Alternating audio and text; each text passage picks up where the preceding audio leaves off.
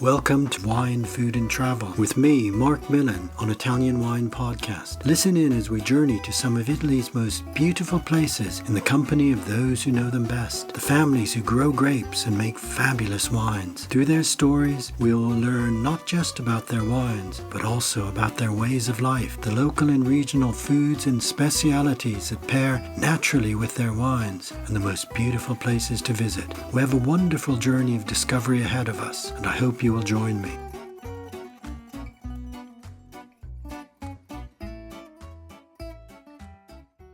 Welcome to Wine, Food and Travel with me, Marc Millon, on Italian Wine Podcast. Today we travel to the beautiful wine hills of Barolo in Piedmont's Langhe to meet my guest, Valter Fissore of the Elvio Cogno Winery. Buongiorno, Valter. How are you today? What's the day like in Langhe? Good morning. Good morning, Mark. Good morning, everybody. I am Valter Fissore, Elvio Cogno Winery. I am the winemaker of a historical winery of Novello in Barolo area. Today is a beautiful day because you have a rain, and it's rain about the difficult dry period, and so I am so happy. That's interesting because, we are always imagining the sun shining in the beautiful wine country of Italy. But of course, over winter in Barolo, it's very important that you have the rain, the snow, in order to get that moisture penetrating deep into the subterranean. And you haven't had so much rain this year. Yeah, we had a dry winter, and so the spring is important time to have enough water for the growing season. So it's important now that we have a rainy spring.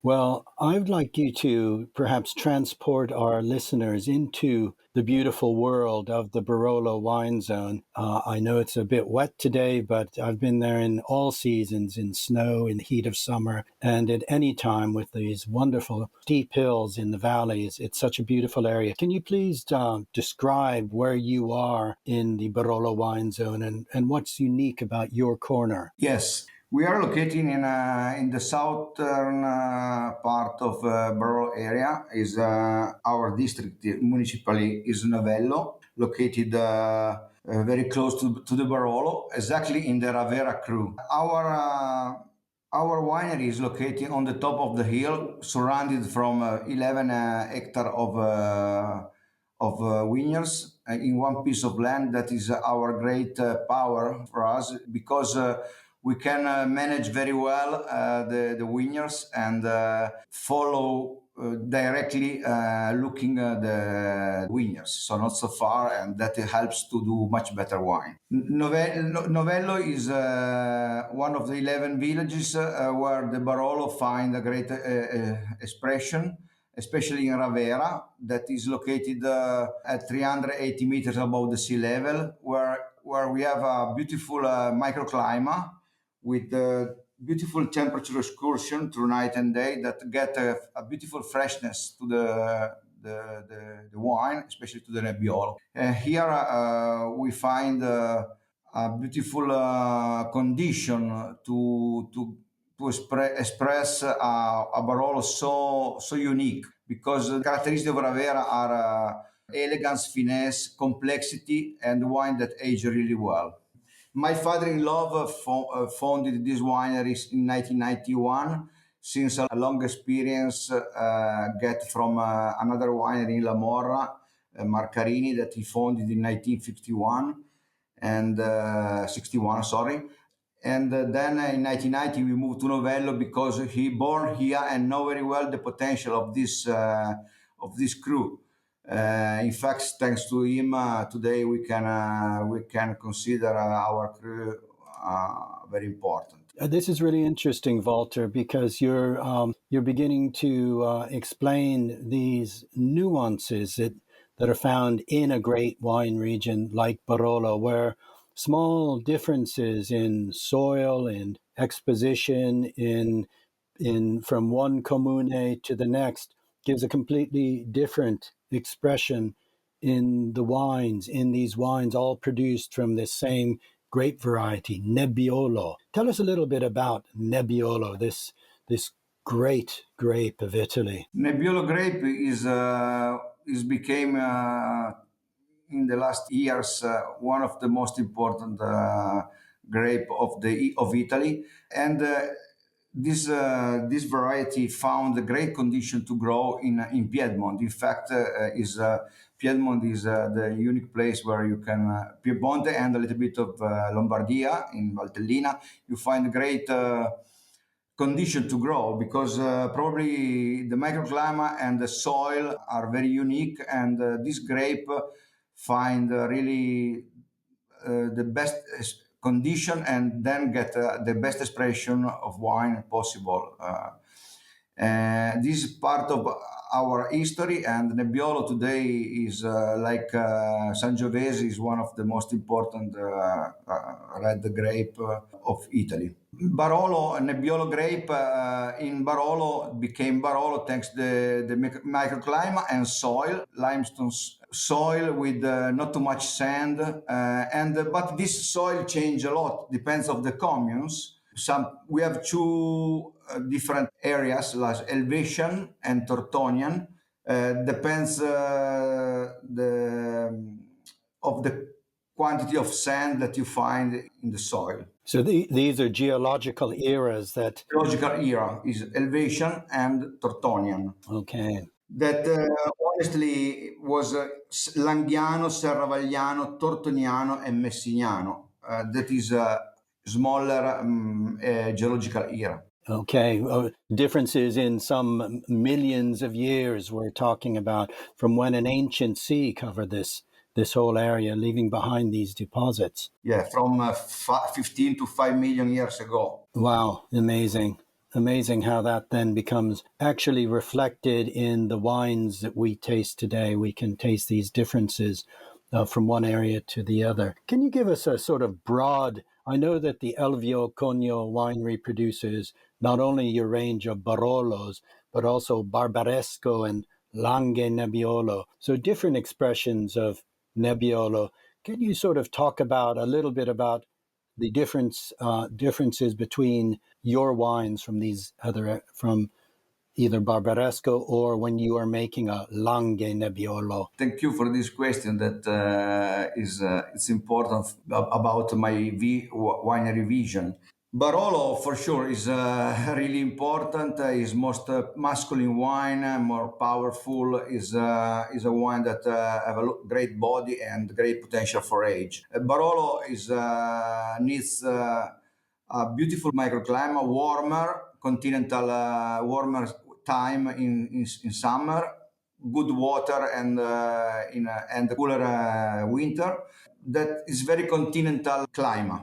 But in Barolo is considered the king of the wine because is a little bit more cooler area and get wines that picked a little bit later than the Barbaresco. Barbaresco is an area a little bit more in the in the north, considered Barolo area, is a place a little bit more warmer than Barolo area, and we produce wine a little bit more elegant and wines with more finesse that is fantastic for drinking a little bit earlier.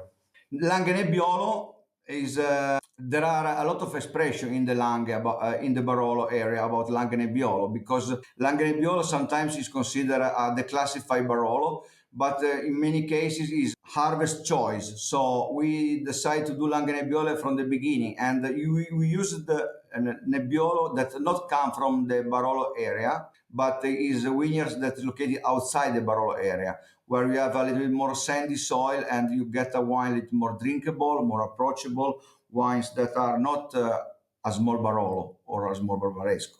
Okay, well, that's really, really interesting to get an idea of this differences in expression of Nebbiolo. Now, Valter, there's long been something of a divide between the traditional approach and a more modern approach. Does that still exist today? And how would you describe yourself as a winemaker? Elvio Cogno style or philosophy is to produce wine that respect much better the characteristic of the original grape. So we don't want to change the characteristic of the flavors that come from the vineyards. So we are producing very natural wines. That is our goal. For this reason, we are very traditional approach to the vinification, and we use only large barrel, very neutral Slavonian oak, for example. We are making long fermentation, 40, 50 days of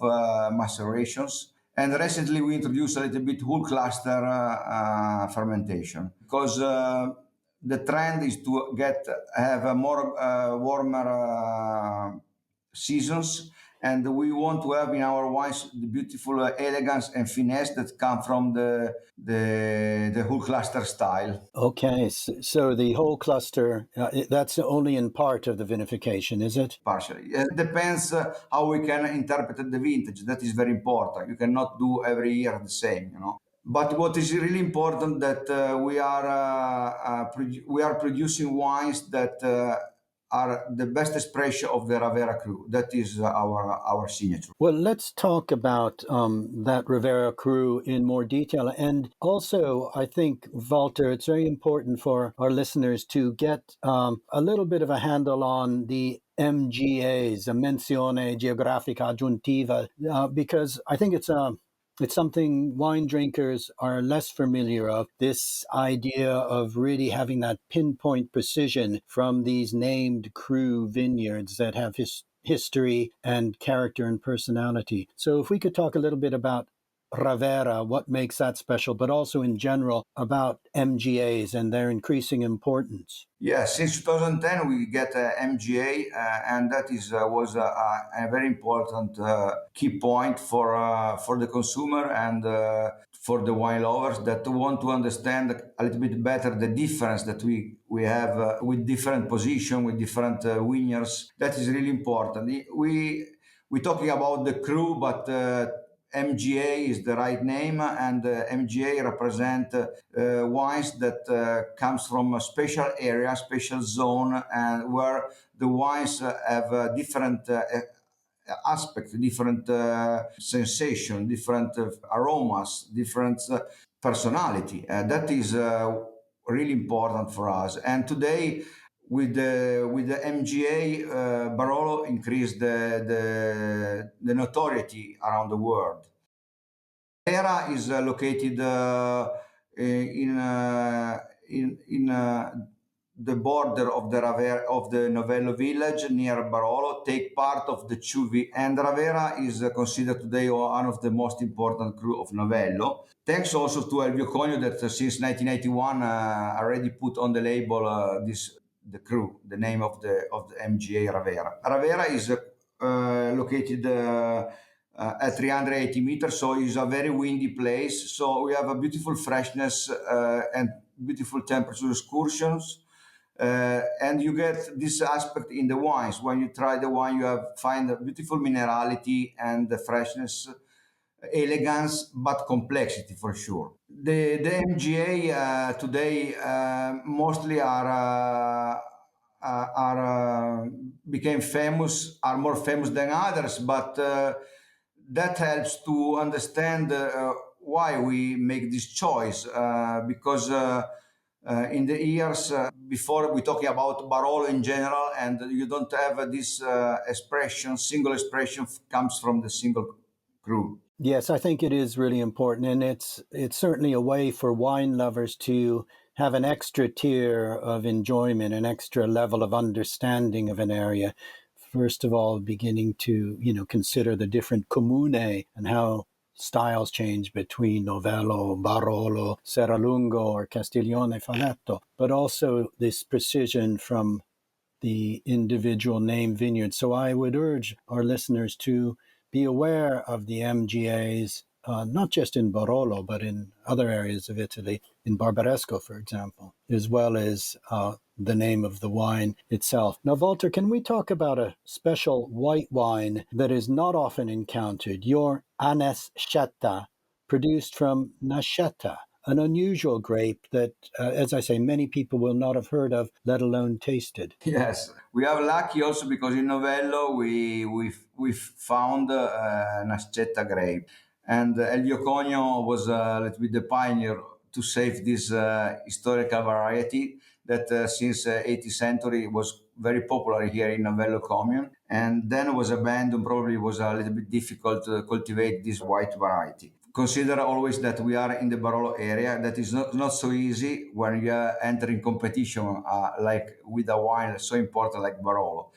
But anyway, today Nascetta is considered one of the best white wine of the Langhe, and thanks to our effort, today there are many producers that start to produce this wine, and this is a white wine that is picked quite later after the Dolcetto d'Alba. And in Novello, probably they find a beautiful expression because already in past we have testimony of this grape. The characteristic of Nascetta is a Mediterranean white wine for sure, but a wine that ages so well, ages really well. That is the reason that Elvio Cogno starts to produce since 1994 a little bit Nascetta, and then we start a long work to get a DOC that arrived in 2010, Langhe Nascetta. So a long road, not to don't have too much economic results. In fact, the money we don't get too much money from this white on the beginning, but but what is really important if for us is to save this variety because it's part of our history, is part of our tradition, and is a wine that have a beautiful characteristic regarding enological aspect, and today Nascetta with Timorasso are two great white wine that can represent very well Piemonte's white. Yes, I think that's a really, really interesting story, and it's an example of how in Italy, elsewhere in the world, we're seeing fewer grape varieties, wines being sold just by, an ever decreasing names of grapes on the labels. But in Italy, still, there's this celebration and valuing of wines that have history and can produce quality results, even if for whatever reason they had been abandoned. So it's a beautiful story, and I hope that people will have a chance to encounter Nascetta, even if it is produced in limited quantity. Now, Nascetta, I'm thinking, Valter, as we move towards summer, it will be a wine that will go very well with the summer foods of Le Langhe. Le Langhe being one of the great food regions of Italy, of the world even, with the famous tartufo bianco in the autumn, the brasato al Barolo, these big foods to go with big wines like Barolo. But what about the foods in the summer, the wines in the summer that you would be enjoying yourself with your family? Tell us a little bit about the gastronomy of your area. The gastronomy is really important in the Langhe, and today we are famous also not only for the wine but also for our food and our cuisine. Right? We have a lot of beautiful antipasti that we are famous for that, but also famous for tajarin. For tajarin is and egg and made pasta that have a beautiful pairing with the wines. Nascetta, for example, we drink in summer, but not only in summer because it's a very gastronomic wine. It's very full body wines, and you can enjoy with many different food. For sure, the fish is very good, but not only, also white meat, vegetables grilled. In Piedmont, we have fried zucchini flowers that are very beautiful and very good, and these are great match with the wine, with Nascetta. Then Dolcetto d'Alba that we drink in also in summer, a little bit chilled. Is a wine very fruity and like pairing with raw meat. Our fassone meat that is very beautiful, very soft and delicate. And also fresh cheese like Tuma di Morazzano, for example, that is very good with Dolcetto d'Alba.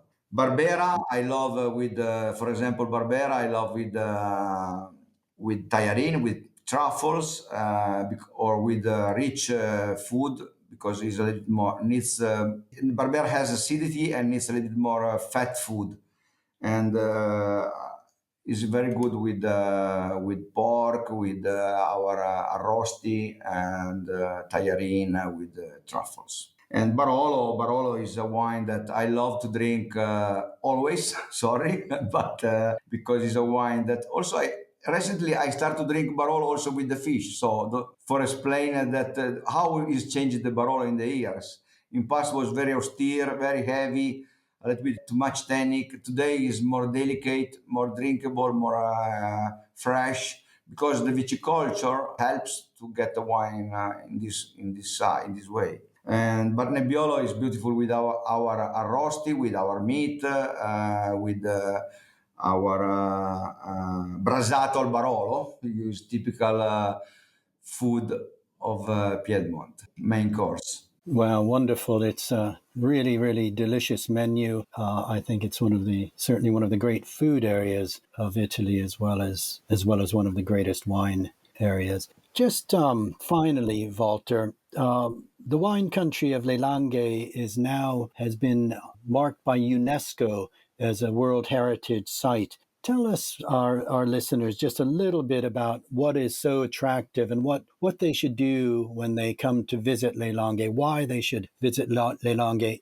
in addition to seeking out great wine and food. Yes, the Langhe recently has become a place where the tourists come very often because it's very, very special place, very, very unique. They came initially for the wines and for the food, but today is a place that also was important.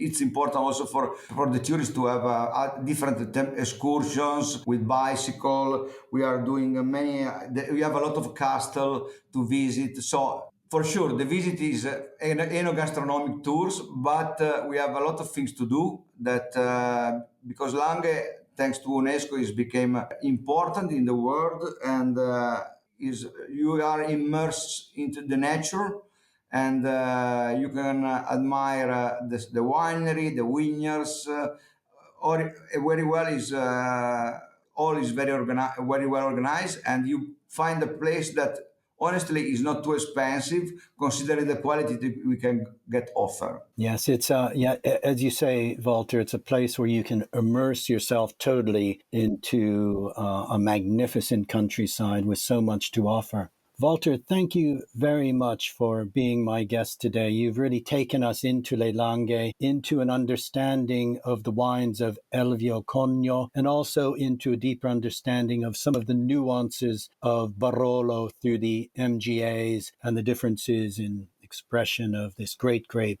Nebbiolo. I hope to be back in Le Langhe before too long, and it would be a real pleasure to meet. But in the meantime, thank you very much. And I look forward to seeing you soon. Thank you very much for this interview. You are very kind to get this opportunity to me.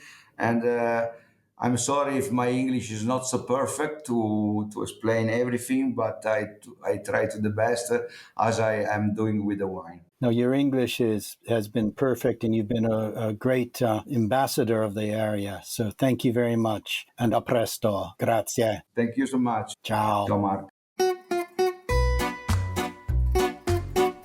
We hope you enjoyed today's episode of Wine, Food and Travel with me, Marc Millon, on Italian Wine Podcast. Please remember to like, share and subscribe right here or wherever you get your pods. Likewise, you can visit us at italianwinepodcast.com. Until next time, chin chin.